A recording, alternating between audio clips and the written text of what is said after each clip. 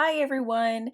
Today I'm going to be making a leather pen quiver for these 5 markers here. They are Crayola Super Tips and I use them in my homeschooling planner because I really like to color code in there, and I wanted to make something that went with my mega planner because my homeschooling insert is in my mega planner, and I wanted something that coordinated with it. And I'll have the video about my mega planner in the description in case you want to know more about that.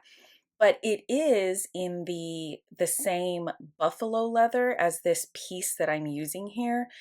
And I do not know what size like rectangle this is that I have cut out, because I was just placing the pens like on top of the leather and then trimming off bit by bit until I got it to the size that I wanted. And then I never measured it afterwards. I just kind of went right into cutting and sewing and all that stuff. So I'm sorry about that. So I'm going to take this X-Acto knife and just trim, or just make it a little bit smoother right there. It's kind of a bit of a sharp point. And then, oh, I'm so sorry about my hair right here. It looks a hot mess, and I realized that I don't remember looking in the mirror today. But I did give myself this manicure, which was a horrible decision. I gave myself this manicure right before I did this video, or yeah, like I didn't know that I wanted to make this pen quiver. I just thought it was a good idea and then went after it. But I totally ruined my manicure because I used some old nail polish that it stayed soft for forever. And so I completely ruined it doing all of this with the sewing and the cutting, and I was like, okay, whatever. I have no excuses for my decisions now. I'm just a little bit stir crazy. So I'm just putting some leather cement on the edges here so that I'm gluing now. I never used to glue before I stitched any of the leather things that I had worked on in the past. So I'm finally doing this correctly. And I'm just going to take some clips and clip those. And I think I let it set for about an hour and it looked kind of dry. Um, this Please don't expect this video to be any kind of like tutorial or anything like that. I'm pretty sure that anybody that has some skill in leather craft, will see this and 100% find things that I'm doing wrong. So my skill is very minimal, and I like just trying things without overthinking it and just learning as I go. And if I make mistakes, then I will figure it out the next time. So I'm just going to score the stitching line. I like doing this because it helps me make sure my stitches are straight. And even with this, my stitches can still be crooked, because my stitching chisel skills are not that great, and I know I'm using the wrong mallet and everything. So anyway, I don't like to score it deep or very wide, um, because I want it to kind of disappear once the stitching is on. So I'm using these 4mm stitching prongs, and I went ahead and did that. So I didn't film that because I did it on the floor. I can't do it on my table or my table will break. I've had screws start falling out of my table. So there's my needles, just 2 blunt needles. And then I'm using the Ritza tiger thread in Havana Cigar. And this is the 0.8mm thread. This I just received. So this is the first time I'm using this thread. And it is so lovely. The thread that I have been using, I just got off some starter pack off Amazon, like a leather starter pack. And the difference in this thread and that one, visually, they don't look that different. But wow, when I was holding it and like working with it here, there's just so much difference. It's got more heft to it. It feels like tighter and denser, and it already had a really nice layer of like wax on it. So the cheap thread, I was constantly having to run it through a brick of beeswax, and I didn't have to do that at all with this. It was lovely. So I'm doing the stitching in a way that I just learned, and I will link the video below. I can't remember what it's called, but I'll put the video below. So it's 2 needles on either end of one piece of thread. And I love this. It worked out so well. And this is the very first time that I've tried this stitching technique. So I was really taking my time. I can usually stitch a lot faster than I did here, but I just really wanted to make sure that I didn't mess up and that I understood what the rhythm was in doing this. And okay, the stitching chisel that I did use, it was a diamond one. And so it has the diamond shape. When you prick the leather, it's not just like a slit or a circle, it's a diamond. And the last time I worked with it, I botched that job so badly. And from that experience, I made the decision that diamond shaped chisels were never going to work for me, and I hated them. But what happened was I didn't have any other stitching chisels that would work for this. So if I wanted to make this today, I was going to have to use that diamond chisel that I had.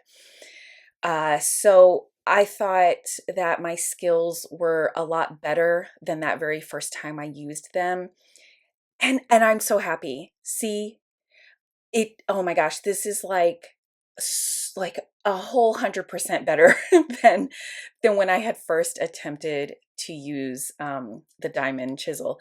So I wanted to prove to myself that my skills were a little bit better and that I would be able to make this look decent. So I'm so glad I did this, and it made me feel like I'm actually improving. So, and I'm picking up on tips and tricks because I will randomly watch leather crafting videos, but it's not something that I watch all the time. I kind of just like figuring things out, and then if I get frustrated enough, then I might go and watch something for some help. So, I love this color that I picked. It blends in with this leather so well. This is that really thick buffalo leather, but I actually bought some more hide from Waterhouse Leather, and they actually have the option to skive it down. So this is like 4 to 5 ounce as opposed to 8 to 10. So this weight works much better for this type of project with, a really small leather good like this.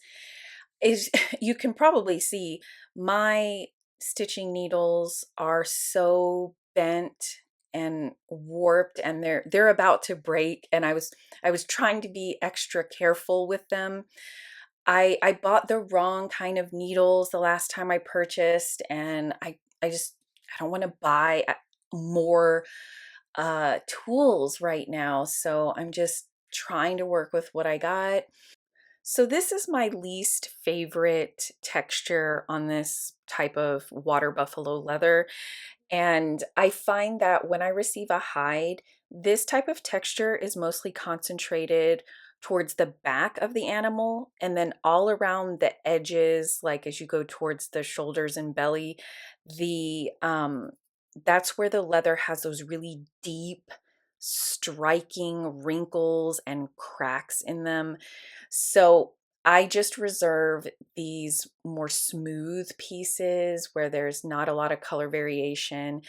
I save these to do projects like this where I'm like trying to do something new in case I mess it up, and then I don't have to worry about ruining like the really gorgeous pieces.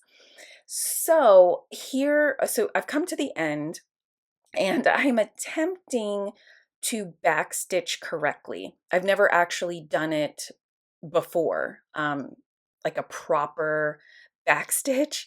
So I'm really taking my time, because the video that taught me how to do this, which I will link below, I think I already said that, um, but it said you need to, stack your stitches when there's two going through at the same time. You need to stack them, so that one's not sitting on top of the other, because it's going to stick out more, and with wear and tear, it'll be the first stitch to break.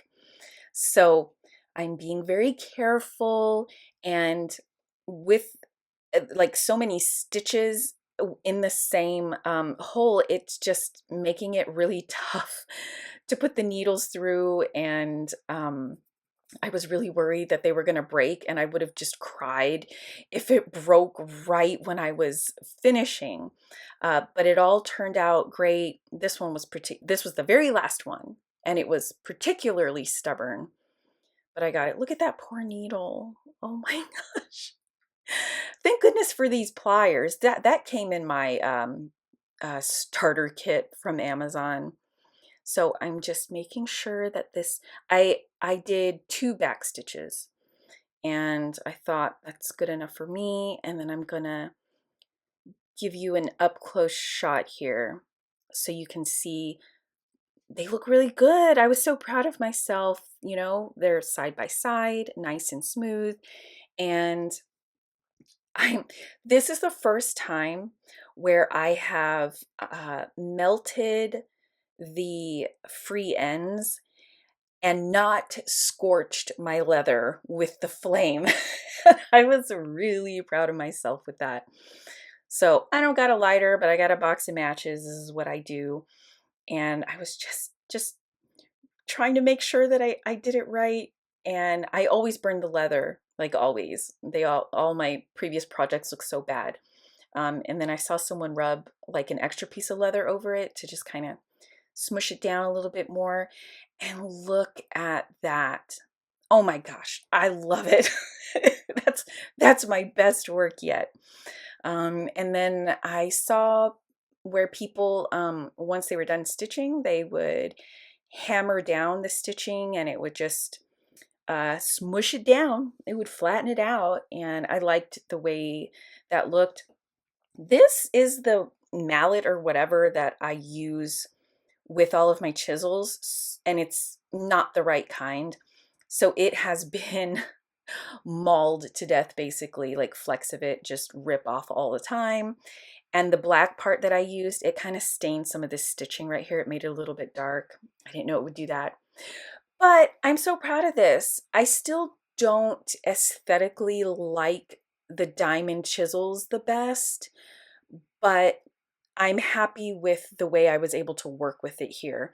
And 4 millimeter, which is the size of the prongs on the stitching chisel, that's a little too small. I would like 5 or even 6 millimeter, I think.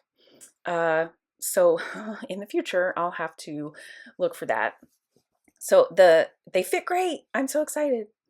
And I'm just going to take the sharp corners and round those. So the top right and the bottom right, I'm just going to use these arc shaped chisels and get those rounded.